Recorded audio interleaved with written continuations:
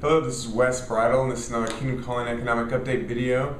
All of these videos are short updates to let you know what's been going on in the world over the last month or so that follow on the coming storm video we put out almost 2 years ago, which gives you the big picture of what we're going to see in the world, in the economy, in your life over the coming decade. So if you haven't seen that video, I really recommend that you watch that. You can do so for free at the link right next to this video.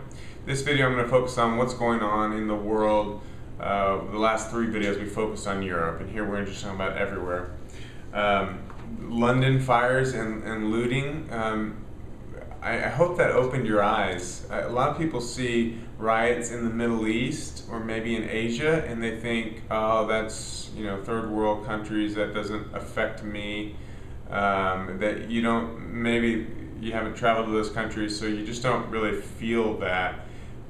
But London, I think most people realize, is a pretty sophisticated country and is probably considered more elite city than where you live, and yet the people are rioting, burning, pillaging in that city here recently.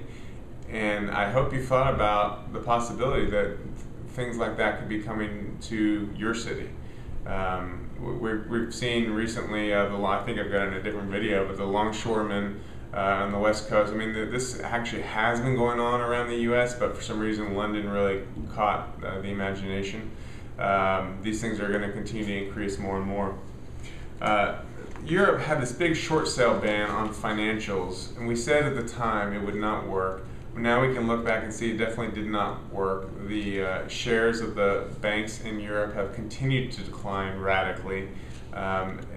Those are just tactics that governments use to try to take attention off of themselves and try to put the blame and the attention on other people instead of themselves.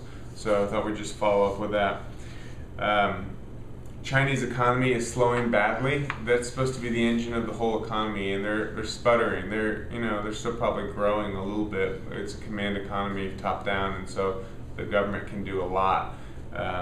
But it's sputtering badly. So that's again a very negative symbol for the world economy, or a sign. Japan downgraded by Moody's. They're having difficulties as well. And central bank. So the countries we've been talking about: Europe, China, Japan. So Europe's, if you count Europe as one economy, that's the biggest economy in the world. Next would be U.S. Of course, we know where our economy is sputtering and looks like, heck, we don't know that for sure yet. I would say the economy is about to start going in decline. It's certainly sputtering.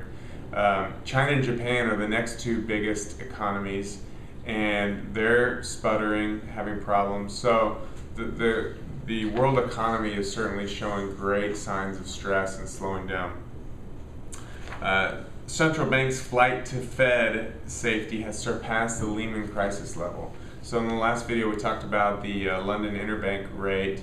Another measure to look at is the Fed money that's coming in from central banks around the world, and that has spiked up sharply, even more than right before the 2008 crisis.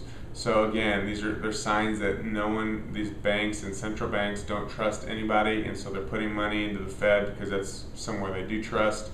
And again, it's a sign of real danger ahead. Let's see, the worldwide factory orders have fallen drastically, signaling a sharp slowing of the economy. I read a great article, and it mentioned all these different countries and how the manufacturing is really slowing down, but I honestly the point in listing all those here just to say worldwide this is happening.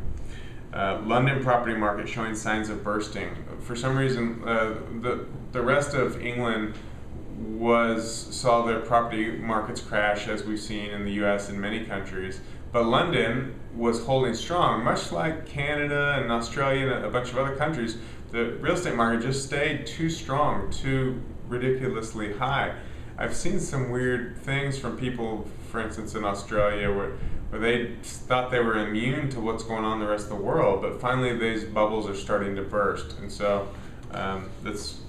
it's really healthy and good to see because it was at unnaturally high levels. South Korea is seeing massive inflation.